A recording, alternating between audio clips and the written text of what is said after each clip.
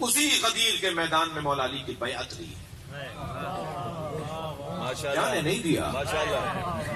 کوئی واقعہ یادگار بنانا ہو نا تو پھر انتظام کرنا پڑتا ہے. سرکار نے 2 انتظام تو بڑے روشن کیے. ایک تو دھوپ میں اعلان ہو رہا ہے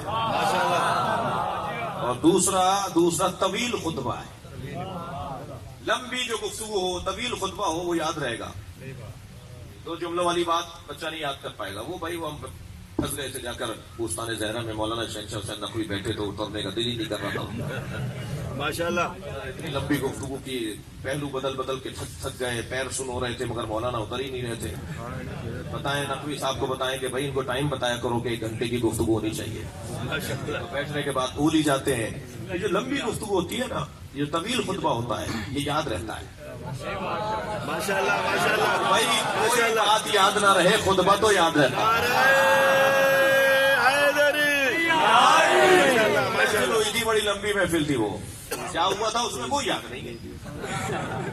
وہ بڑا لمبا خطاب کیا تھا انہوں نے، بھائی کیا بولا تھا اس میں کوئی یاد نہیں ہے.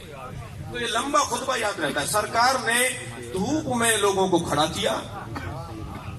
بھائی آپ یہ جو گورے رنگ والے لوگ ہوتے ہیں نا، یہ 2 گھنٹے دھوپ میں کھڑے ہو جائیں کہ چہرے کا رنگ بدل جاتا ہے. اور دیکھ کے لوگ کہتے ہیں کہاں کھڑے ہوئے تھے، دھوپ میں رنگ کالا کر لیا اپنا. جی چہرہ بدل جاتا ہے، بولیے بدل جاتے ہیں. بھائی اتنے دن تک ہی یاد رکھو جب تک پہنچو اور پیغام آگے بڑھاؤ. اور لمبا طویل خطبہ ہے. لہذا بعض لوگوں نے کہا ہے یہ خطبہ غیر مستند ہے، اس لیے کہ لمبی گفتگو کرنا، طویل خطبہ دینا فصاحت کے خلاف ہے. ہم کہتے ہیں کہ فصاحت کے خلاف نہ مختصر گفتگو ہے، نہ فصاحت کے حق میں مختصر گفتگو ہے، نہ فصاحت کے خلاف طویل خطبہ ہے. موقع اور محل کے مطابق بات کرنا ہی فصاحت ہے. ماشاءاللہ ماشاءاللہ سرکار نے ضروری سمجھا کہ طویل خطبہ دیں. طویل خطبہ ہے جو غدیر کا خطبہ ہے، جس میں حضرت نے مولا کائنات کی مولائیت کا اعلان کیا ہے. میں نے بہت زحمت دی آپ کو. میں ایک پیغام دینا چاہوں گا. جہاں غدیر کا دن جشن منانے کا دن ہے، جہاں غدیر کے دن عیدی دینے کا حکم ہے، جہاں غدیر کے دن نئے کپڑے پہن کر گلے مل کر مبارکباد دینے کا حکم ہے، وہیں غدیر کا دن اس گھرانے کے ساتھ ہونے والے ظلم اور مظالم کی طرف بھی ہمیں توجہ دلاتا ہے. غور فرمائیں. وہ جو اعلان کیا تھا سرکار نے میدان غدیر کے اندر، میں جس کا مولا ہوں اس کا علی مولا ہے، وہ اعلان جو نبی نے کیا تھا وہ سقیفے میں اس اعلان کے خلاف اقدام ہوا. میں نہیں جانا چاہتا اس بحث کے اندر کہ سقیفے میں کون کون لوگ بیٹھے تھے اور کیا ہوا اس کے نتیجے میں. میں صرف اتنا کہنا چاہتا ہوں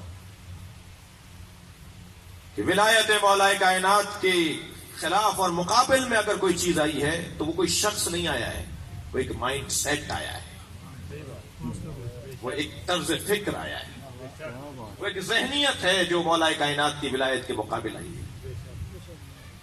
وہ ایک انداز زندگی ہے جو مولا کائنات کی ولایت کے مقابل آیا ہے. اور وہ انداز زندگی کیا ہے؟ وہ انداز زندگی حب دنیا ہے. علی کی دشمنی، علی کی مخالفت، علی کے خلاف قدم اٹھنا، اس کے پیچھے اگر کوئی محرک ہے تو وہ دنیا ہے. کرسی ہے، شہرت ہے، پیسہ ہے، دولت ہے، حکومت ہے. خطرناک ترین چیزیں. محترم سننے والوں کو پیغام دینا چاہوں گا کہ 2 چیزیں ہیں جو کربلا میں حسین کو قتل کرتی ہیں. وہ جس نے پھولی نے سر نیزے پر اٹھایا تھا، وہ شمر جس نے خنجر چلایا تھا، وہ ایک طرز فکر کی وجہ سے تھا. وہ طرز فکر جب تک باقی رہے گی دوبارہ خولی آتا رہے گا، دوبارہ شمر نما لوگ آتے رہیں گے. حسینی آئیں گے تو یزیدی بھی آتے رہیں گے. وہ طرز فکر حب دنیا، دنیا کی لالچ، اور چاہیے اور چاہیے اور چاہیے، اور اس اور چاہیے کہ کوشش اور تقدو کے اندر نہ حرام کو دیکھا جائے نہ حلال کو دیکھا جائے. نہ یہ فکر کی جائے کہ میں کسی پہ زیادتی کر رہا ہوں، یا نہ یہ فکر ہو کہ میں کسی پہ ظلم کر رہا ہوں. حب دنیا خطرناک ترین چیز ہے. کربلا میں حسین مارنے والے لوگ کوفے سے بھی آئے تھے، شام سے بھی آئے تھے. جی شام والے بغض علی کے بیمار تھے اور کوفے والے حب دنیا کے بیمار تھے. یہ دو بیماریاں حسین قتل کرواتی ہیں، یہ دو بیماریاں علی کا اعلان ولایت کاؤنٹر کروا دیتی ہیں۔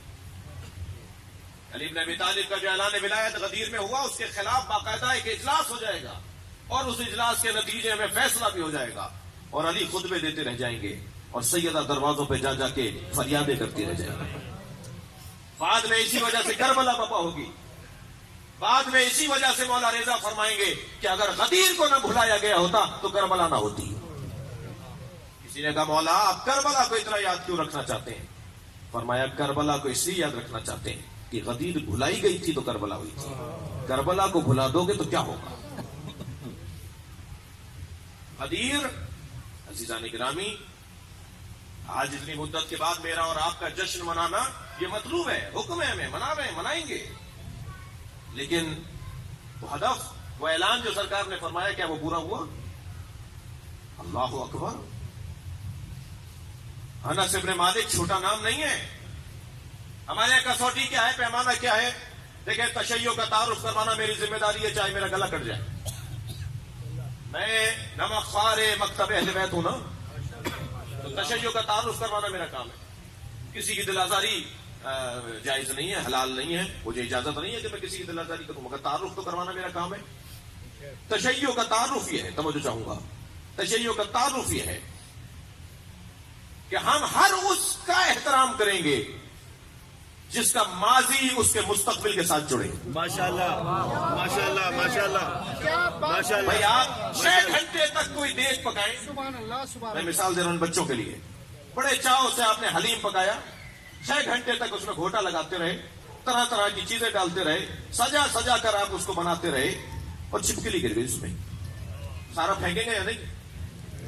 چوہا گر گیا اس میں، سارا پھینکیں گے یا نہیں؟ آپ اتنی سی چیز گری ہے اتنی بڑی دیگ میں، اتنی سی چیز کی وجہ سے سب کچھ پھینکیں گے یا نہیں؟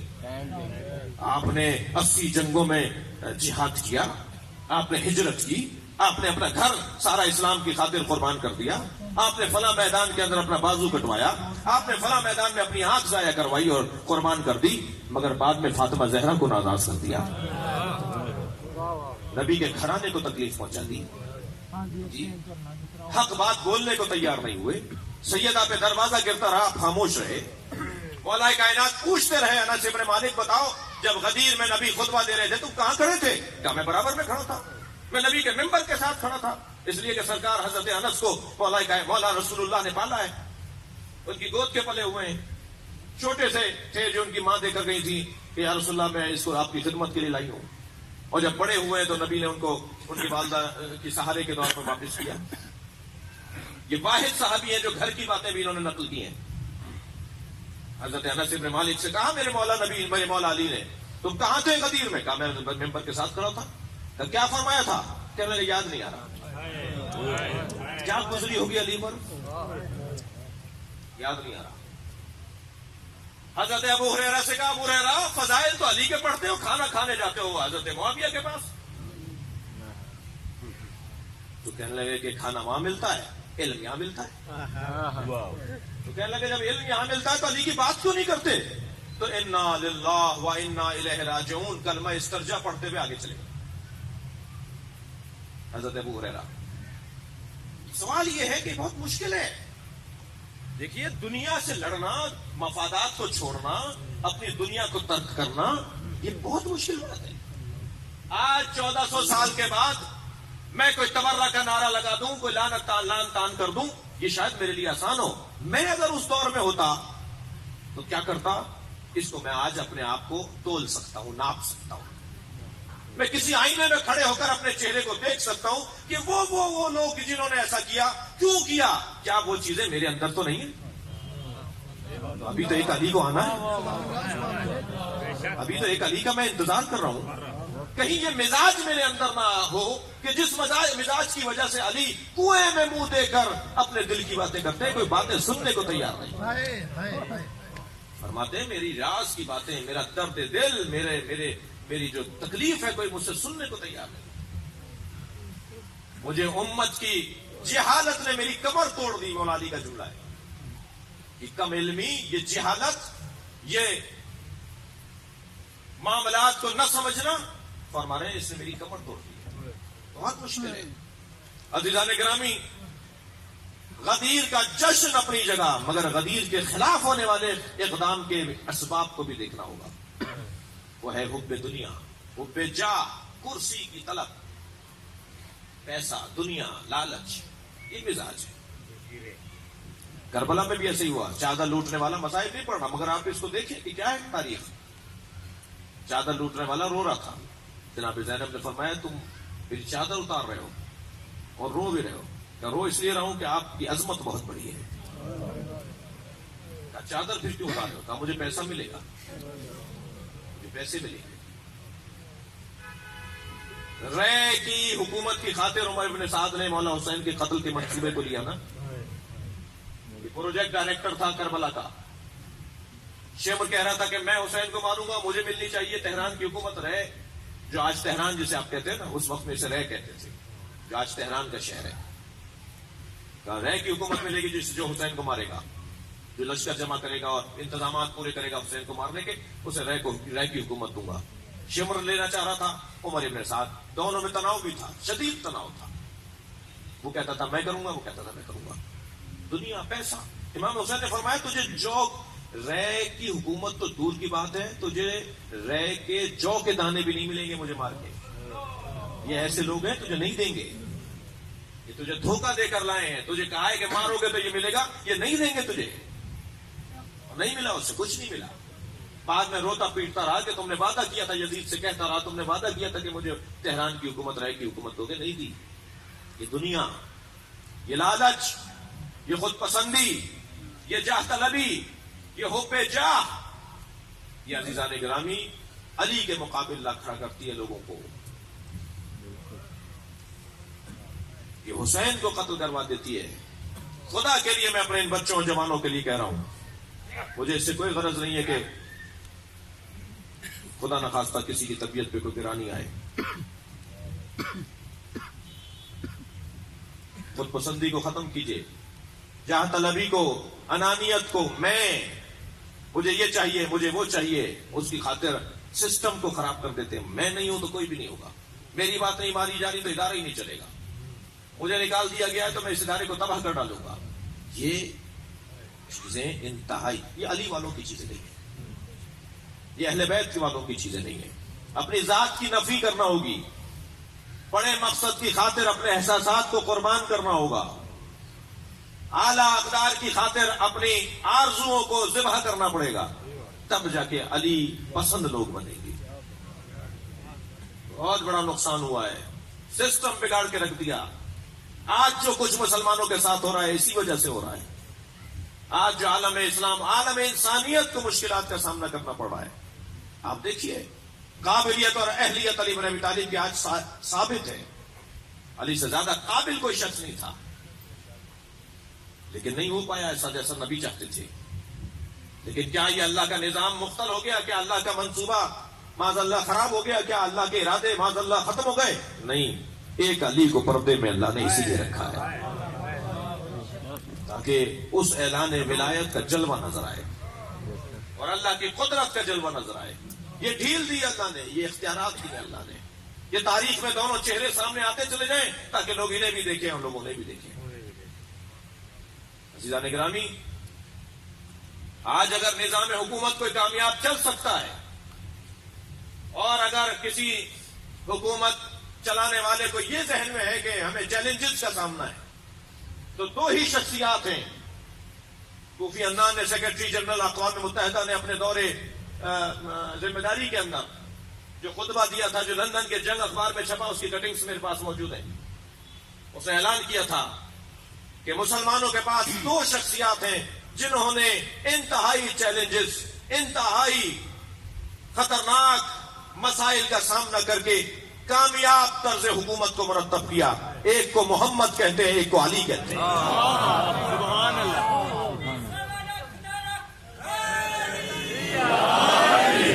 نبی مکرم کے سامنے بھی چیلنجز کا سامنا تھا حضرت کو، ان کے سامنے بھی مسائل اور الجھنیں بھرپور تھیں، پورا معاشرہ بگڑا ہوا تھا اور آپ نے اس معاشرے کو نجات عطا کی۔ اور مولا کائنات کے ساتھ بھی یہ ہوا، تین جنگوں کا سامنا کرنا پڑا، کتنی الجھنیں تھیں، کتنے مسائل تھے مولا کی زندگی کے لیے۔ مگر کامیاب ترین یعنی اتنی الجھنوں والی حکومت اور اس کے بعد نظام دیکھیں کتنا جامع تر پیش کر کے گئے کہ آج عہد نامہ مالک اشتر اگر حکمران 40 موضوعات پر مولا علی نے اس میں تحریر لکھی ہے، میں نے دیا ہے خان صاحب کو، چھپوا رہے ہیں، 20,000 کی تعداد میں پورے پاکستان کے سیاستدانوں کو تقسیم کیا جائے گا۔ ماشاء اللہ جی، ماشاء اللہ۔ مولا کائنات بتائیں گے کہ حاکم کو کیسا ہونا چاہیے، اور یہ آپ کے ذہنوں میں رہے کہ اگر ہم نے کسی کو دعا دی ہے اور کوئی دعا ہماری لگ گئی ہے تو ہمیں کوئی لالچ نہیں ہے۔ میں نے جناب اسد عمر صاحب سے بھی کہا کہ میں اگر آپ سے تعاون کر رہا ہوں اور آپ کے لیے میں نے دعا کہی ہے اور وہ دعا قبول ہو جاتی ہے تو یہ ذہن میں نہیں رہے کہ ہمیں کوئی کرسی چاہیے، میں جس کرسی پر بیٹھا ہوں اس ممبر سے بڑی کرسی نہیں ہے۔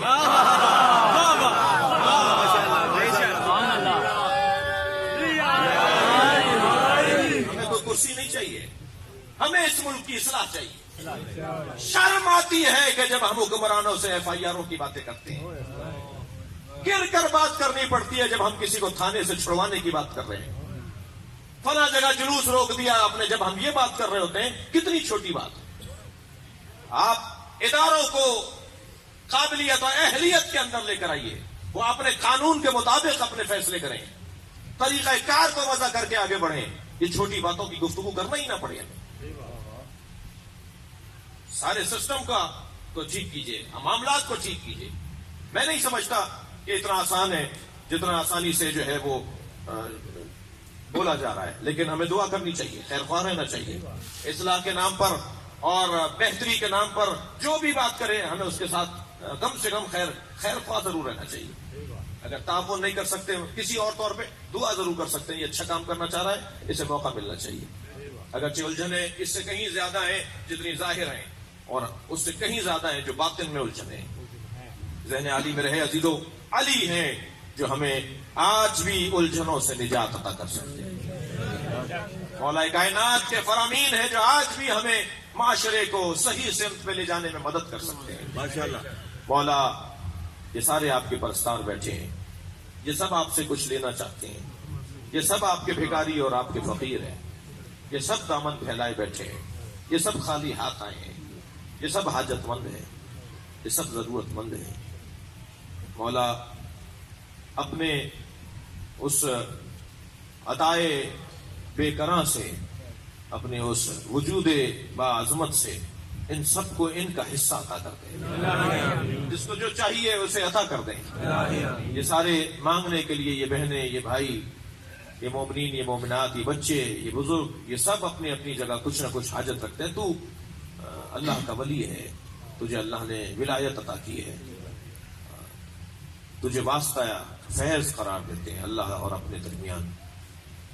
یا اللہ تجھے مولا علی کا واسطہ، تجھے علی کی تنہائی کا واسطہ، تجھے علی کی صحراؤں میں جا کر راز و نیاز کرنے کا واسطہ، وہ کنویں میں منہ ڈال کر اپنے درد دل کو بیان کرنے کا واسطہ، فرات کی تاریکی میں فریادوں کا واسطہ، وہ علی کی زینب کا واسطہ، وہ علی کے حسین کا واسطہ، وہ علی کے اکبر اور اصغر کا واسطہ۔ یہ جتنے بھی ہاتھ پھیلائے بیٹھے ہیں، جتنے بھی حاجت مند ہیں، ان سب کی حاجات کو پورا فرما۔ یا اللہ ہماری مشکلات کو آسان فرما، ہمیں آسانیاں عطا فرما۔ پروردگارہ جو بیمار ہیں انہیں شفائے کلی عطا فرما، جو مسافر ہیں انہیں منزل عطا فرما، جو نادار ہیں ان کی سرپرستی فرما۔ پروردگارہ یتیموں کی سرپرستی فرما، ان کی دیکھ بھال فرما۔ پروردگارہ تجھے واسطہ ہے مولا کائنات کا، اس ملک کو مشکلات سے نجات عطا فرما اور حکمرانوں کو عدل و انصاف عطا فرما۔ پروردگارہ قوم و ملت کو تیری بارگاہ میں دعا گو ہیں اطاعت و فرما برداری عطا فرما، علماء کرام کو تقوی و پرہیزگاری عطا فرما، امام زمانہ کے ظہور میں تعجیل فرما، تعجیل فرما، تعجیل فرما۔ اپنی دعاؤں کی قبولیت کے لیے مولا کو ہدیہ دینے کے لیے ہمارے پاس سب سے بڑا ہدیہ، سب سے اچھا ہدیہ درود ہے، صلوات ہے۔ میں آیت تلاوت کروں گا اپنی مکمل توانائیوں کے ساتھ، میں اس کو آزمودہ ہے، یہ حاجات کی برابری کے لیے یہ وظیفہ جو بھی آپ کو دے رہا ہوں یہ آزمودہ وظیفہ ہے۔ میں 14 مرتبہ ہم سب مل کر اپنی توانائیوں کے ساتھ درود ہدیہ کریں گے 14 معصومین کو، اور اپنی حاجتوں کو بھی ذہن میں رکھیں گے۔ انشاءاللہ اس محفل سے حاجات کو برآوردہ کر کے آپ لوٹیں گے، اپنے مسائل کو حل کر کے لوٹیں گے۔ ان اللہ و ملائکتہ یصلون علی النبی یا ایھا الذین آمنوا صلوا علیہ وسلموا تسلیما صلی اللہ محمد